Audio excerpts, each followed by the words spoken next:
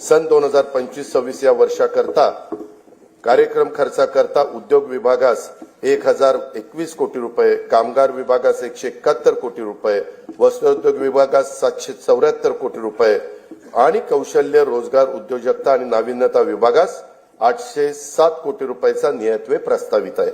पायाभूत सुविधांच्या मध्ये 1 रुपयाची गुंतवणूक केली तर स्थूल राज्य उत्पन्नामध्ये 2.5 ते 3.5 रुपयांची वाढ होते.